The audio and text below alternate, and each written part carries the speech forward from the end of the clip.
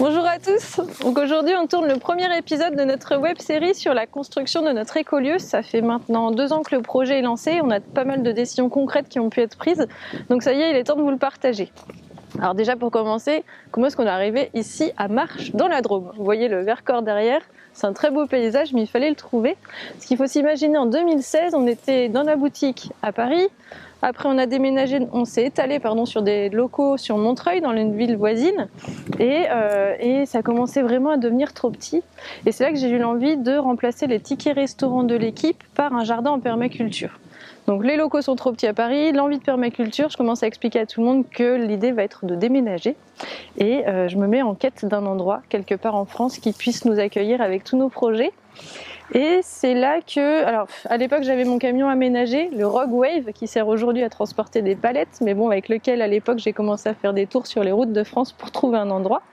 Et en sachant que je viens de Vendée. J'ai grandi pendant 20 ans en Vendée, mais j'ai voulu vivre autre chose que ce que m'avaient proposé mes parents, donc je voulais un autre territoire. Et malgré ces déplacements en camion, donc ailleurs qu'en Vendée, je ne trouve pas. Et puis finalement on fait le salon Natexpo. Ça doit être octobre 2017 et là j'ai un ami qui a une entreprise dans le Diois, l'herbier du Diois, qui me dit viens, je vais te présenter l'équipe de la communauté de communes de la Biovallée, on va voir s'ils font bien leur travail de recrutement. Et c'est là que je rencontre Hugues, et avec Hugues on discute pendant 3 jours, on rigole bien, il m'explique que la Drôme c'est le premier territoire en bio de France, que c'est hyper accessible depuis Paris. Nous on avait bien prévu de garder notre atelier boutique, donc il fallait qu'on garde une connexion. 2h10 de Paris depuis la gare TGV jusqu'à gare de Lyon et tout un tas d'avantages comme ça. Je savais que donc, mon ami de l'herbier du Diois, Thibert, avait son entreprise pas très loin, donc c'était rassurant aussi. Et donc je rentre de Natexpo avec des images de Drôme plein les yeux. Et 10 jours après, à peu près, je fais l'équipe réunion, je vous annonce, on part dans la Drôme. Donc tout le monde savait que ça faisait un moment que je cherchais un territoire, on était un peu dans l'attente de savoir où, et je lance le nom La Drôme.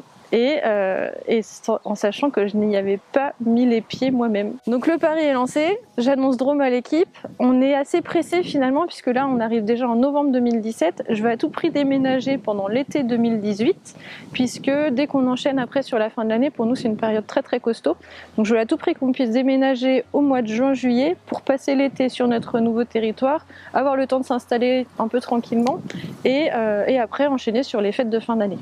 Donc déménagement en juin-juillet, ça voulait dire 3 mois avant pouvoir déposer les préavis de départ pour les appartements des salariés, des membres de l'équipe. Et donc ça voulait dire au moins 2-3 mois de réflexion pendant lesquels je pouvais leur faire visiter le territoire. Donc on y était quoi. En novembre, ça y est, il fallait dire où on partait.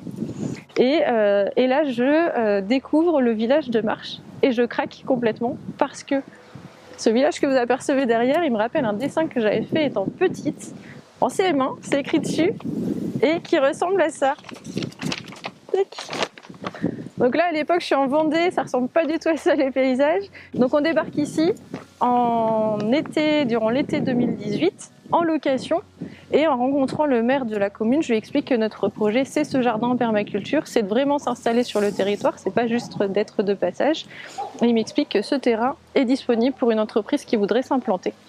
Donc dès notre arrivée finalement on commence déjà vraiment à réfléchir à une implantation concrète sur cet emplacement-là avec l'équipe et avec l'agglomération, avec la mairie. Et c'est comme ça que c'est le début du projet de l'écolieu.